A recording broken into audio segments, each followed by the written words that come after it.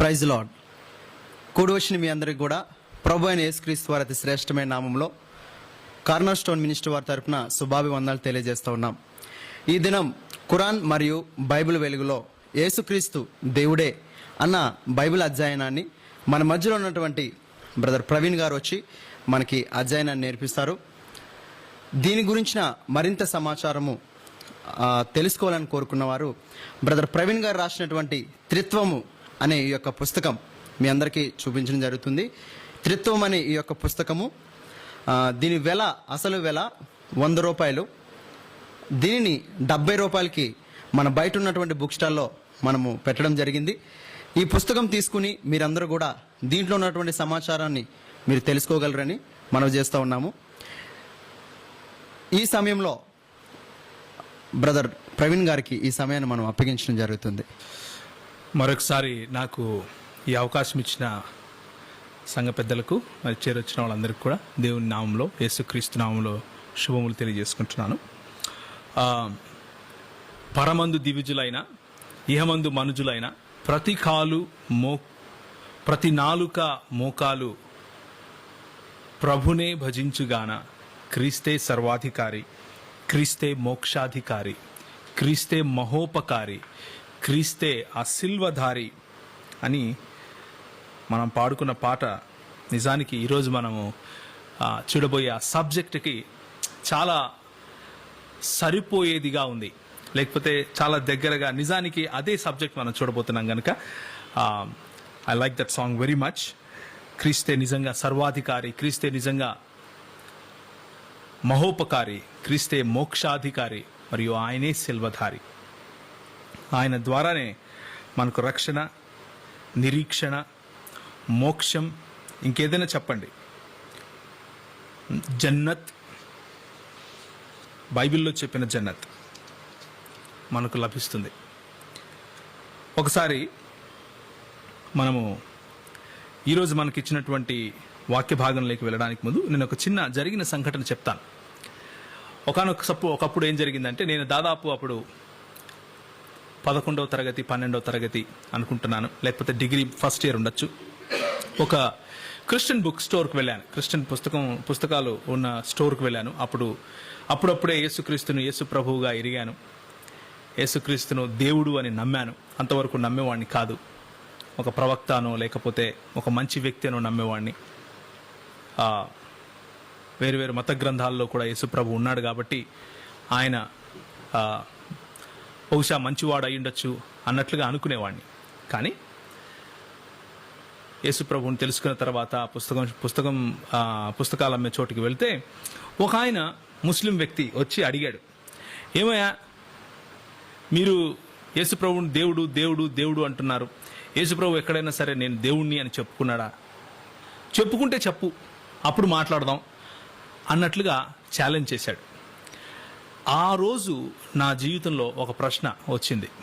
ఏంటంటే, నేను నమ్మే విశ్వాసము యేసుక్రీస్తు పైన, ఆయన దైవత్వము పైన, నేను నమ్మే విశ్వాసము యేసుక్రీస్తు పైన, ఆయన దైవత్వం పైన ఆధారపడి ఉంది. కానీ ప్రశ్నించేవాడు వచ్చి నన్ను ఏమని ప్రశ్నిస్తున్నాడంటే, యేసుక్రీస్తు నేను దైవాన్ని, నన్ను ఆరాధించు అని ఎక్కడైనా అడిగాడా, చెప్పాడా, బోధించాడా అని ప్రశ్నిస్తే, నాతో పాటున్న నా సీనియర్స్ కూడా ఆయన ఇచ్చినటువంటి ఆ ఛాలెంజ్ను స్వీకరించి ఏదో మాట్లాడారు, కానీ ఏదో కొన్ని సమాధానాలు చెప్పారు. కానీ అప్పుడు నా లేత మనసులో ఆ క్వశ్చన్స్, ఆ ప్రశ్నలు అలాగే మిగిలిపోయాయి. దానికోసమనే తిరిగి వేరు మత గ్రంథాలను చదివడం మొదలుపెట్టాను. బైబిల్ గ్రంథాన్ని ఎక్కువగా అర్థం చేసుకునే ప్రయత్నం చేశాను. నిజానికి ఈ యేసుక్రీస్తు మనుషుడా, కేవలం ప్రవక్త, లేకపోతే నిజంగా దేవుడా అన్నట్లు అని అర్థం చేసుకోవడం కోసం బైబిల్ గ్రంథాన్ని చదవటం మొదలుపెట్టాను. మొన్న మధ్య ఒక ఆయన, మనందరికీ తెలిసిన వ్యక్తి, బాగా ఈ మధ్య ఆంధ్రప్రదేశ్ మొత్తంలో కూడా తిరుగుతూ యేసుక్రీస్తు దేవుడు కాదు, కేవలం ఒక ప్రవక్త మాత్రమే, ఇస్లాం చెప్పినట్లు అల్లాహ్కు, దేవుడైన అల్లాహ్కు ఒక సేవకుడు, ఒక స్లేవ్ లేకపోతే బంటు, బానిస మాత్రమే అన్నట్లుగా చెప్తూ వస్తున్నాడు. కనుకనే ఈరోజు మనం మాట్లాడుకోబోయే విషయం ఏంటంటే, ఆ సబ్జెక్ట్ ఏంటంటే, యేసుక్రీస్తు బైబిల్ మరియు ఖురాన్ వెలుగులో దేవుడే. బైబిల్ మరియు ఖురాన్ వెలుగులో యేసుక్రీస్తు దేవుడే అన్న విషయాన్ని నేను మీకు ఈరోజు స్పష్టంగా తెలియజేసే ప్రయత్నం చేస్తాను. ఆ వీడియో నేను చూసినప్పుడు, ఆ వీడియోలో ఆయన కొన్ని మాటలు చెప్పాడు. కొన్ని విషయాలను బైబిల్ నుంచి తీసుకుని వక్రీకరిస్తూ, లేకపోతే పెడార్థాలు దానికి చెబుతూ అని చెప్పొచ్చు, లేకపోతే సందర్భంలో లేకుండా సందర్భానికి బయట మాట్లాడుతూ కొన్ని విషయాలను ఎస్టాబ్లిష్ చేసే ప్రయత్నం చేశాడు. He tried to speak in to the word of God rather than reading out just the way the word of God says. He tried to read into the word of God. ఆయన approach ను మనం కూడా తీసుకుంటూ, same approach మనం తీసుకుంటే ఖురాన్లో నుండే యేసుక్రీస్తును దేవుడు అని నిరూపించవచ్చు. దాన్ని ఈరోజు నేను డెమాన్స్ట్రేట్ చేస్తాను. ఓకే, వినే వాళ్ళందరికీ కూడా ఒక విషయం నేను చెప్పాలనుకుంటున్నాను. ఏంటంటే, I don't believe there is any other scripture other than the Bible. బైబిల్లో ఉన్న 66 పుస్తకాలు తప్ప మిగిలిన దేన్ని కూడా, మిగిలిన ఏ గ్రంథాన్నైనా, మిగిలిన ఏ లేఖనము అని చెప్పుకునే పుస్తకాన్నైనా నేను దేవుని గ్రంథంగా ధృవీకరించడం లేదు. నాకు అది అవసరం లేదు. వేరు మతాలకు, వేరు విశ్వాసాలకు వేరు పుస్తకాలు ఉన్నాయి. అవి వారి పుస్తకాలకు ఉన్న మధ్య ఉన్నటువంటి సంబంధం. నాకు దానితో పని లేదు. నాకు ఈ 66 పుస్తకాలలో ఉన్నటువంటి యేసుక్రీస్తు ప్రభువు చాలు. యెహోవా దేవుడు చాలు. త్రియేక దేవుడు ఈ 66 పుస్తకాలలో తన ఉనికిని, తన ప్రేమను చాటుకున్నాడు. అది నాకు చాలు. ఇంకా ఏ గ్రంథం జోలికి నేను వెళ్ళాల్సిన అవసరము లేదు. ఆ వేరు గ్రంథాలు వచ్చి ఈ బైబిల్ గ్రంథాన్ని ధృవీకరించే అవసరము అంతకన్నా లేదు. కానీ వారు ఉపయోగిస్తున్నటువంటి కొలబద్ద, వాళ్ళు ఉపయోగిస్తున్నటువంటి స్ట్రాటజీ ఏదైతే ఉందో, స్టాండర్డ్ ఏదైతే ఉందో, అదే స్టాండర్డ్ వాళ్ళపైన ఉపయోగిస్తే, ఉదాహరణకు ఈ విషయంలో షఫీ గారి పైన ఉపయోగిస్తే ఎలా ఉంటుంది అన్నది డిమాన్స్ట్రేట్ చేయడానికి మాత్రమే నేను ఖురాన్ వాడతాను. నాకు ఖురాన్ పైన, ఖురాన్ దేవుని గ్రంథమని, ఖురాన్లో ఉన్నవి లేఖనాలని విశ్వసించాల్సిన అవసరం లేదు అంటున్నాను. ఎందుకంటే నాకు 66 పుస్తకాలు చాలు. ఓకే, కనుక ఆయన తన మాటలు చెబుతూ ఆ వీడియోలో కొన్ని విషయాలు చెప్పాడు.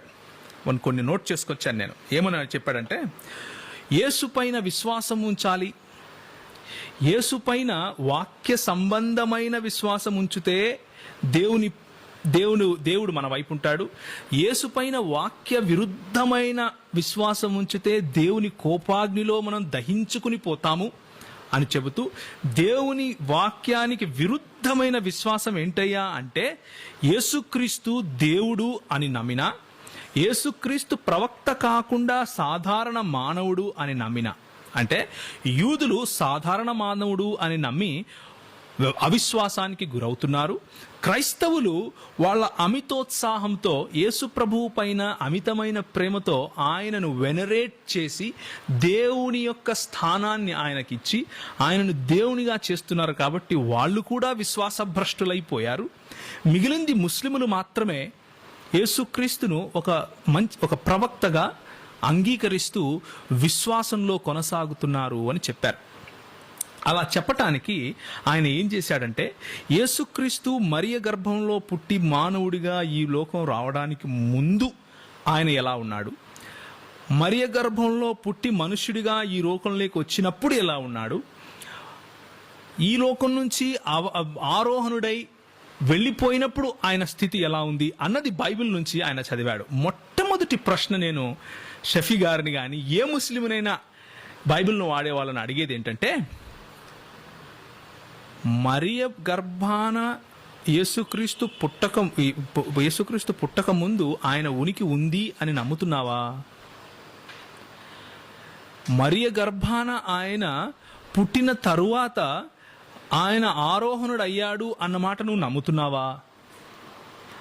ఆరోహణుడు అయ్యాడు అంటే చనిపోయి తిరిగి లేచిన యేసుక్రీస్తు ఆరోహణుడయ్యాడా, లేకపోతే ఖురాన్ చెప్పే యేసుక్రీస్తు గురించి నువ్వు నమ్ముతున్నావా?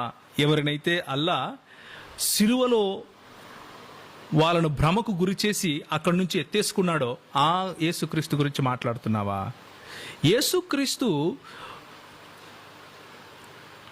బైబిల్ చెప్పే యేసుక్రీస్తు చనిపోయి తిరిగి లేచిన యేసుక్రీస్తు. ఆ చనిపోయి తిరిగి లేచిన యేసుక్రీస్తు ఆరోహణుడైనప్పుడు, లేకపోతే పరలోకంలోకి వెళ్ళిపోయినప్పుడు ఆయన పరిస్థితి ఏంటి అన్న విషయాన్ని ఆయన చూశాడు. దానికి సపోర్టివ్గా ఆయన ఖురాన్ 7:172 ఆయన చదివాడు. తర్వాత కొలస్సీ 1:15 చదివాడు. ప్రకటన 3:14 చదివాడు. తర్వాత అన్నిటికంటే ముందు యేసు వివాదాస్పదమైన వాడు అని చెప్పడానికి లూకా 2:34 చదివాడు. ఆ తర్వాత ఎఫెసీయులకు రాసిన పత్రిక 1:6, 2 తెస్సలోనికలు 2:13, యాకోబు 1:18 చదువుతూ అందరూ సృష్టిలో మొదటివారే అన్నాడు. తర్వాత యెషయా 42 తీశాడు 1వ. తర్వాత శిష్యులైనా సరే అక్కడున్న ఎవరైనా సరే యేసును క్రీస్తుగా నమ్మారే తప్ప దేవునిగా నమ్మలేదు అన్న విషయం చెప్పే ప్రయత్నం చేశాడు. తర్వాత దేవుడు సింహాసనాసీనుడై ఉన్నాడు ప్రకటన గ్రంథంలో. గొర్రెపిల్ల కూడా ఉంది, అంటే దేవుణ్ణి గొర్రెపిల్లను ప్రత్యేకంగా చూపిస్తున్నారు చూసారా అని కూడా చెప్పాడు. ఇలా చెప్పుకుంటూ పోతూ పౌలు బోధలలో కూడా యేసు కేవలం క్రీస్తే, దేవుడు కాదు అని చెబుతూ తన ప్రసంగం ముగించాడు. ఇది ఆయన చేసిన ప్రసంగం. సో ఈరోజు మనము బైబిల్ గ్రంథంలో నుంచి మరియు ఆయన వాడిన ఖురాన్ గ్రంథంలో నుంచి కొన్ని విషయాలు చూద్దాం. ఏ విధంగా బైబిల్ మరియు ఖురాన్ వెలుగులో దేవుడు యేసుక్రీస్తు దేవుడే అన్న విషయాన్ని ఎస్టాబ్లిష్ చేస్తాము అన్న విషయాన్ని మీరు చూస్తారు. దానికి ఆయన ఏ గ్రంథాలనైతే వాడాడో, ఏ పత్రికలనైతే వాడాడు బైబిల్ గ్రంథంలో నుంచి, ఆ పత్రికలను నేను వాడతాను, ఆ గ్రంథాన్ని నేను వాడతాను, ఆ లేఖనాలను వాటి కాంటెక్స్ట్ లేకపోతే సందర్భాన్ని నేను వాడతాను. నేను చెప్పబోయే విషయం ఏంటంటే, ఆయన చదివిన లేఖనాలు వాటి సందర్భాలలో వాటిని చదివితే, ఆ సందర్భ పరిధిలో చదివితే ఏ విధంగా యేసుక్రీస్తును దేవునిగా మనకు ప్రకటిస్తున్నాయి అన్న విషయం నేను మీకు చెప్తాను. మొట్టమొదటిగా తలలు ఉంచినట్లయితే ప్రార్థన చేసుకుందాం. ప్రేమ కలిగిన తండ్రి, కృప కలిగిన దేవ, మేము చేసే ఈ అధ్యయనంలో మీరు మాకు తోడుగా ఉండి మీ సర్వాధికారి అయిన క్రీస్తు, దేవుడైనటువంటి క్రీస్తు మా మధ్య నుండి మమ్మల్ని నడిపించవలసిందిగా, మరి మా అవివేకమైనటువంటి నేత్రములను తెరవవలసిందిగా, మిమ్మల్ని మీ ప్రత్యక్షతను చూసేందుకు మాకు జ్ఞానము దయచేయవలసిందిగా యేసుక్రీస్తు వారి శ్రేష్టమైన నామంలో అడిగి వేడుకుంటున్నాను తండ్రి, ఆమెన్. సరే, నేను మొట్టమొదటిగా మీ ముందు ఒక లేఖనం చదువుతాను. యేసుక్రీస్తు ఈ భూలోకానికి మరియ గర్భంలో జన్మించినప్పుడే వచ్చాడా, దానికి ముందు నుంచి ఆయన ఉనికి ఉందా అన్న విషయాన్ని నేను మీకు ఇంట్రడ్యూస్ చేస్తూ లేకపోతే పరిచయం చేస్తూ ఒక దేవుని వాక్యం, లేఖన భాగాన్ని మీ ముందు చదువుతాను. మీకా గ్రంథము 5వ అధ్యాయము 2వ. మీకా 5:2 చూడండి, నేను తెలుగులో చదువుతాను. బెత్లెహేమ ఎఫ్రాత, యూదావారి కుటుంబములలో నీవు స్వల్ప గ్రామమైనను, నా కొరకు ఇశ్రాయేలీయులను ఏలబోవువాడు నీలో నుండి వచ్చును. పురాతన కాలము మొదలుకొని శాశ్వత కాలము ఆయన ప్రత్యక్షమగుచుండెను. పురాతన కాలము మొదలుకొని శాశ్వత కాలము ఆయన ప్రత్యక్షమగుచూను వచ్చెను, ప్రత్యక్షమగుతూ ఉండెను. ఈ మాటను ఆధారం చేసుకుని మనం ఒకసారి చూద్దాం. పురాతన కాలము మొదలుకొని శాశ్వత కాలము అంటే it is talking about the eternity. సనాతన కాలము నుంచి రాబోవు సనాతన కాలము, లేకపోతే సమయము ఎంతవరకు ఉంటుందో అంతవరకు, లేకపోతే ఆది మొదలుకొని అంతము వరకు ఆయన ప్రత్యక్షమగుచూ ఉండెను. ఈ మాట ఎవరి కోసం చెప్పబడుతా ఉంది ఇక్కడ? మెస్సియా గురించి, లేకపోతే క్రీస్తుని గురించి చెప్పబడతా ఉంది. ఇక్కడ యేసు అన్నది మనం పక్కన పెడదాం, కానీ ఇస్లామీ సాహిత్యంలో యేసును క్రీస్తుగా మేము అంగీకరిస్తున్నాము అని షఫీ చెప్పాడు. యేసును అల్ మసీహ్, ఈసా అల్ మసీహ్, జీసస్ ద క్రైస్ట్ అని మేము ఒప్పుకుంటున్నాము అని షఫీ చెప్పాడు. కాబట్టి ఆ క్రీస్తు గురించి మీకా రాస్తూ ఏమంటాడంటే, ఆయన పురాతన కాలము మొదలుకొని శాశ్వత కాలము తన ప్రత్యక్షతను కనబరుస్తూ వస్తున్నాడు. ఎక్కడెక్కడ ఎప్పుడెప్పుడు ప్రత్యక్షతలు కనబరుస్తూ వచ్చాడు అని చెప్పటానికి మనం ఉదాహరణగా కొన్ని విషయాలు చూద్దాం. నాతో పాటు దయచేయండి. ఆదికాండము 48వ అధ్యాయము. ఇక్కడ ఆశీర్వాదాలు ఇస్తున్నాడు. ఎవరు? యాకోబు తన పిల్లలకు ఆశీర్వాదాలు ఇస్తున్నాడు.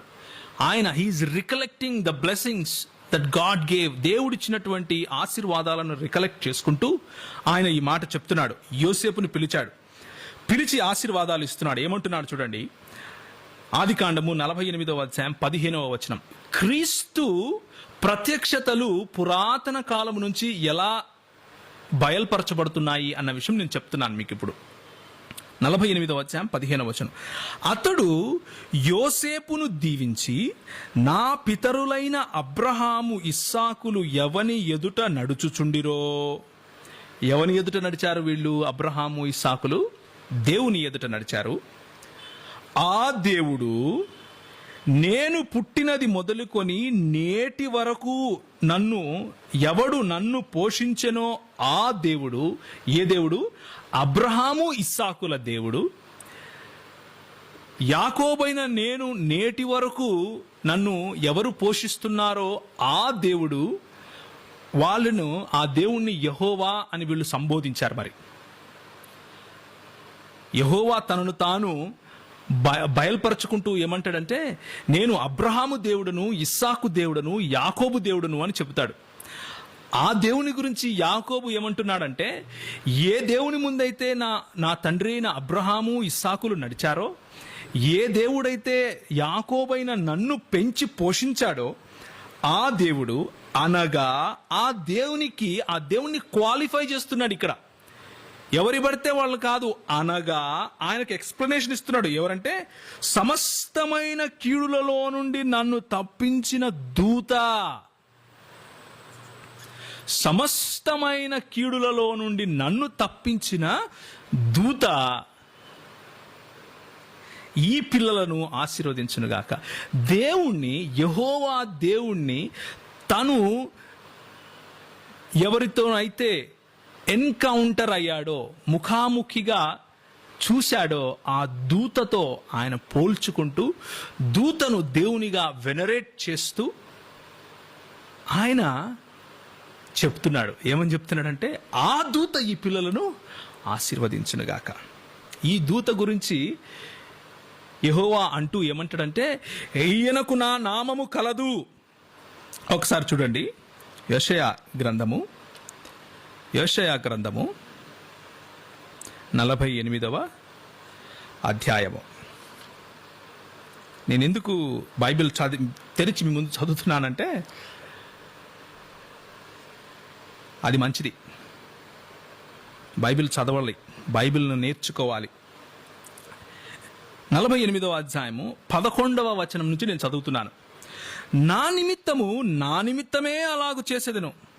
దేవుడు ఇక్కడ ప్రకటిస్తున్నాడు, నా నామము అపవిత్రపరచబడనేలా, నా మహిమ మరెవరికీ నేను ఇచ్చువాడను కాదు.